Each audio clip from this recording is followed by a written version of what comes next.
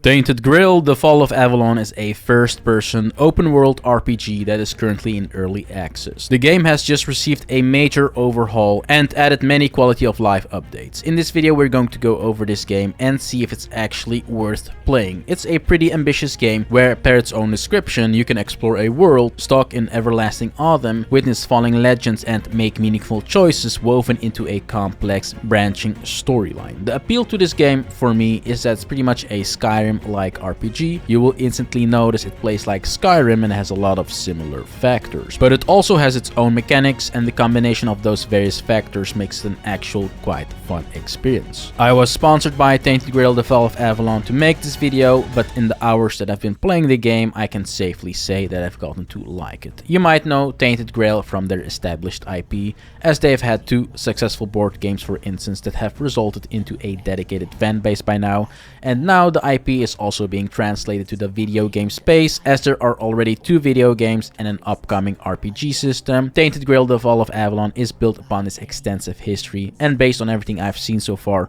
I'm definitely anticipating the full game's release.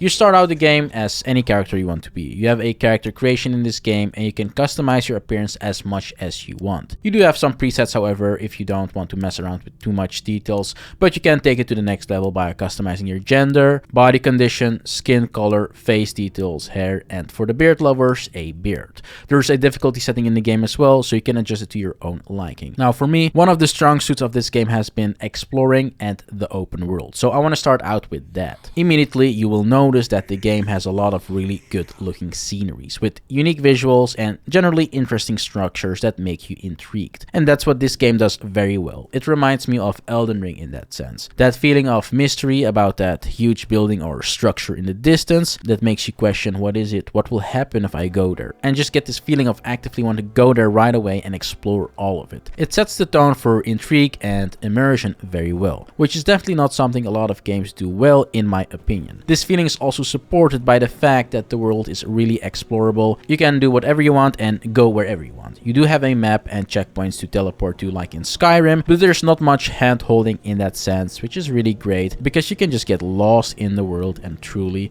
get immersed. The areas also differ vastly, like you have your mysterious magical looking zones, but also just general open world areas ridden with enemies and little villages that you can visit, and then obviously there are good portions of dungeons and indoor type of areas, and the mix between these indoor type of areas and outdoor type of areas results into a lot of stuff to explore. I found the game to be very versatile in that sense. It's not repetitive or boring when you're exploring. You see something new essentially every few minutes. The views though in this game, they are something worth mentioning on their own. The game has a lot of amazing looking views and just generally beautiful atmosphere. Combine it with huge mountains and structures like I already said, and you have really good looking areas. For those that like to make pictures in game or indulge in gaming photography, it's definitely a good game to take screenshots and make as many pictures as possible. Now that's mostly art direction, I would say. The graphics themselves remind me of Skyrim and Elder Scrolls just in general. They really went with that look and aesthetic, and you know what I mean with that. If you actually play the game, you instantly get reminded of Skyrim. So for nostalgic reasons, or if you do have that Skyrim itch, since it's been a while since we saw a last Elder Scrolls title, this game has a really good chance to scratch that itch for you. A bit in line with exploring and the open world is also the ambience and sound in my opinion. The game does a good job at setting atmosphere with the soundtracks of the game and just more in general noises and sound effects. It does captivate you. The sounds do not feel out of place or like weird stockholder sounds that you sometimes see in the more indie type of games. The sounds just blend in with the visual parts of the game like they are supposed to. And the score and music is well chosen, also fitting, really driving home that medieval fantasy vibe, and I can safely say they did a good job on that part. Next up we have combat, and I do like the combat in the game. You have quite some options in the game for combat and how you want to build your character. You can obviously just go with the most standard route and use a sword, slash everything to pieces and conquer the world like that, if that's the playstyle you like. Big swords in the game work very well, and you can definitely have a lot of success with just using swords, but you can also go with the more mage type of character, for example. Blast your opponents with various types of spells, and early on you probably still have limited mana, but you have perks and such to enhance your mana regeneration. So as a mage you become stronger over time. Now I personally like using a bow the most actually, because with the bow it becomes quite challenging, and you do have to aim well. But that's also what makes it fun in my opinion, because it gives you a bunch of gratification when you do finally hit that headshot, or when you just obliterate your enemies with your arrows, which is fun in my opinion. And there are also various perks to enhance your shots. For example, one that will boost your damage if you aim for the head and get headshots. So you can really set up for that playstyle and be successful. Aiming for those headshots and getting great results with the bow was really fun, and I do recommend you to try it out. Which also brings me to the next point: building your character. Now in this game you have 6 attributes. Strength, first of all, which enhances your damage dealt in close combat and improves your armor, reduces stamina costs, and improves carrying capacity. So this is your go-to stat for a melee type of tank or DPS character using big swords and things of that nature. Endurance is going to be your sustain stat in this game, as it gives you health, stamina, and carrying capacity. Dexterity is going to be the stat you want to focus on if you want to play with a bow or use agile weapons, as it improves your attack speed and range damage. It also really promotes that agile playstyle, as it decreases stamina cost for dashing and shooting arrows. So the perfect stat to invest in if you want to quickly go in and out of combat. Spiritually is the stat for our mages out there, as it amplifies your maximum mana as well as mana regeneration. And then it also gives you magic armor as well and spell power, so overall a great stat to facilitate mage playstyle. Then next up we have practicality, which, like the name hints at, will make your life easier overall by giving you a higher chance to find more loot, lower store prices for trading, and boost your crafting abilities. And then finally we have perception, which sounds like the stat you want to invest in if you want to build a stealth character. It gives you increased crit chance and reduces your noise when sneaking, and has some practical uses like increasing sell prices and lockpicks durability. So overall the stats in the game are quite diverse and give you the possibility to build your character as you wish. But what makes the build versatility in the game truly good in my opinion is the section on the right side. These are essentially a bunch of perks that you can unlock, giving a certain investment in a stat. And as you see, there's a lot of different types of effects to be unlocked that can be fitting for your playstyle. For example, in the strength section you have right off the bat the Death's Whisper perk that increases your critical chance quite significantly. So if you want to build a crit monster, this is a good perk to take. I also got the one that makes headshots hit for more, because I was experimenting with bows as said earlier.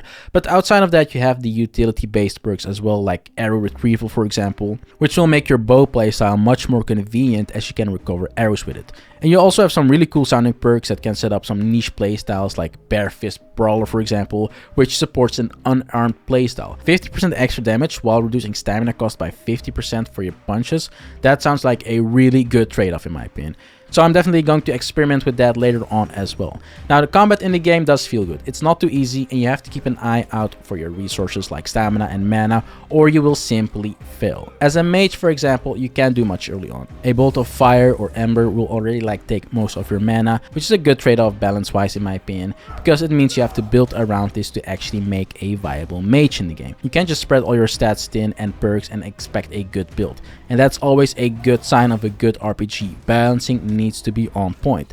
You also have to dodge or parry and make sure to time your attacks, or you will simply fail. Sometimes in RPGs you'll see that combat becomes basically just mashing the attack button, but it's safe to say that's not the case here. The various aspects of combat are all equally important. I myself also died a few times because I didn't pay attention, and after that I started becoming better and better and saw the intricacies of combat in the game, and I can safely say that I'm definitely pleased with how they have implemented combat.